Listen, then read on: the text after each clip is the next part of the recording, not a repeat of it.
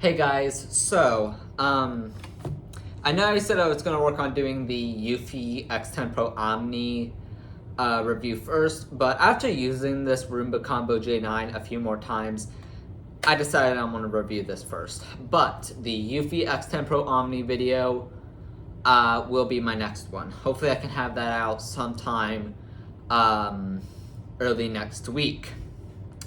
But,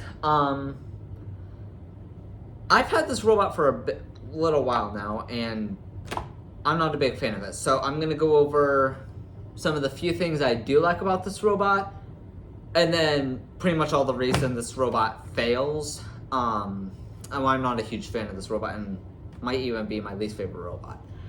So first, the vacuuming ability, like the actual vacuuming, is pretty dang good on this robot. I think, since the regular Roomba J9 is basically this, but it doesn't have any of the mop features, that probably is a decent robot because all the issues I have with this robot relate to the mopping. So another thing I like about it is how the pad lifts to the top. I think this is really smart because I still have a lot of robots that even with them lifting their pads, they still get my carpet with the exception of my Dream X40, which is starting to get a workaround to the pad lifting by putting magnets in the base and on the mop pads, so then it can just leave its mop pads behind at the base, which I'm a pretty big fan of. So now I'm going to start with the cons. If I think of any pros, I'll come back to the pros if I think of any. The first big con is, for the price, this robot should but doesn't have washing for the mop pad, because almost all the robots I've ever had around this price range have always had mop pad washing, which I think is kind of crazy because, I mean, for almost $1,400, sure, it's missing the self-emptying bin. You could get the Narwhal Frio X Ultra, which I also have, which is honestly quite a bit of a better robot than this overall. Another con I've had, which this has been a big con, is I've had a lot of issues with this base. So when I first bought this robot, it took about an hour for this guy to map my house. And after that, nothing but issues. The night or the day after getting this robot, I consistently had issues with the base and it refilling the water tank.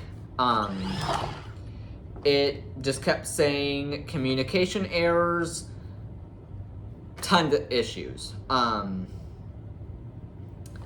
And it just never refilled the tank, so I found myself still manually having to remove this bin and putting in water myself since the robot couldn't do it. Or mostly the base couldn't do it. And then I called iRobot, and eventually, after I think it was 2 or 3 calls, they finally sent me over a new base. I put my old one in the box this one came with, and shipped it back to iRobot. No issues with the base since, but I'm still not a big fan that this thing can't wash or dry the mop compared to their new Combo 10 Max, which I'm not hearing great things about either, so I'm 50-50 if I just want to sell this and get a Combo 10 Max, or if I'm just going to stick with this, because for all I know, I might have more trouble with the Combo 10 Max than this. So I have no idea if I'm going to do that yet before anyone comments that.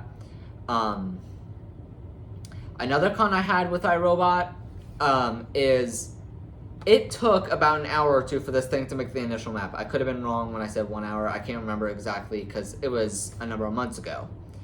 And I started testing some of my robot vacuums because I wanted to see how good or better some robots were than others. And the first test I did was an obstacle avoidance test.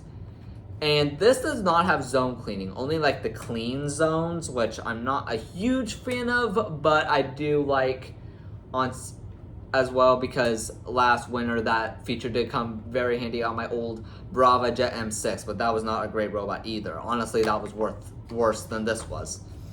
And I consistently got issues with it. It just kept going to the zone where I had all the obstacles set up and just kept giving me the same error over and over and over again. I think it was error 15.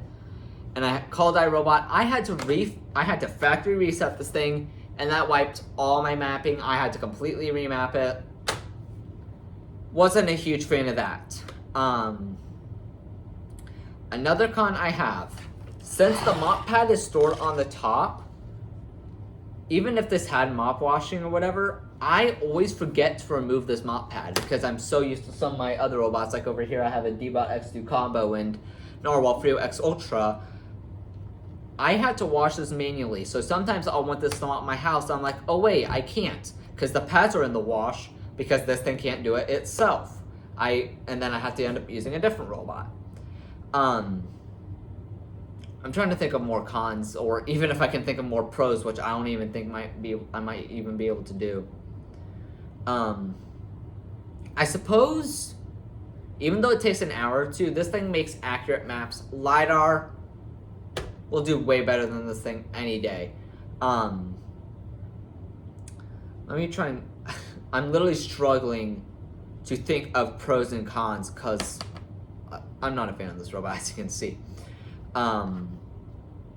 The mop is honestly not great on it. I do like the idea of it doing it smart scrub, but I mean, that compared to something like, if I go over here, that like smart scrub is going to be nothing compared to like my Narwhal Frio X Ultra, which has spinning mop pads. Like, I mean, compared to this, that smart scrub, it's not doing nothing. It really isn't. One pro I can kind of give this is the self-emptying bin is okay. It's better than some, not as good as some. I did do a self-emptying test with a lot of my robots as well. And this was one of the robots that did not fully empty the bin, but there were a couple robots I was expecting to fully empty the bin, including this one, and there was still quite a bit of debris still in the bin. Another con I have for this thing is when this thing is on max, when this thing is on max, it does a great job of cleaning carpet. The only robot I've ever had that can clean, the only robots I should say I've ever had that could clean carpets better than this is either my Roomba S9 I had, or maybe even my D-Bot X2 Combo, because that thing is honestly pretty dang good with carpet.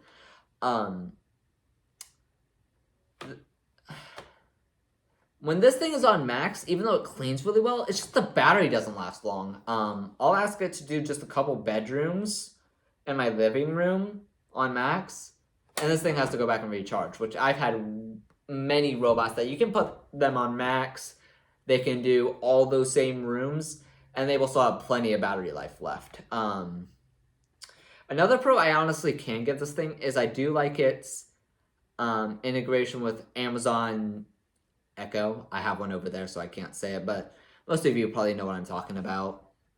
It's really convenient, so I could say, hey, go back in the living room, and this thing will go out and back in my living room, because I will give that to this. It's just a big thing with this thing is it's also its navigation is sometimes not great either. Even though I like the idea of having the camera on the front, it's honestly a good idea because then it can use it for obstacle points in mapping. There's been times I'll have it go clean one room, and it just never goes the right way. Like, I feel like I'm always picking this thing up, putting it in the room, clicking start, and I have to let it do everything for me. And then sometimes this thing just gets... There's been times this thing has got lost in the house, so I'm like, okay, I have to put it on the base, tell it to continue so I can figure out where it is in the house. And sometimes I even have to end the job completely. Another con I have with this thing is most of the time when this thing goes back to refill with water, or no, let me take that back. When you tell this thing to start cleaning, a lot of the times it doesn't start by refilling the water tank first. So it could be barely cleaning and it doesn't realize it needs to go back and refill it. Another thing this thing has also did is sometimes it just doesn't go back and refill with water. So, and I'll like put it in its base, click continue. So I'm like, okay, maybe we'll realize, hey, the water tank is empty. I should refill it. Half the time, it doesn't. But one pro I can give it is when it does go back to refill with water, it also self-empties the bin, which honestly I think is a pretty good idea. So yeah, as you can tell, I don't recommend this robot. I suggest you stay away from it. But for now, I'm probably gonna be using most of my other robots, not this one. If I have any robots you guys want me to review next, which I have the Narwhal Free X Ultra, Dbot X2 combo, the Shredder Key without the self-emptying bin, and then I also have a Eufy XM Pro Omni and Eufy X40. If you want me to review any of those, please let me know. And for now, I'll see you guys later, and stay safe out there.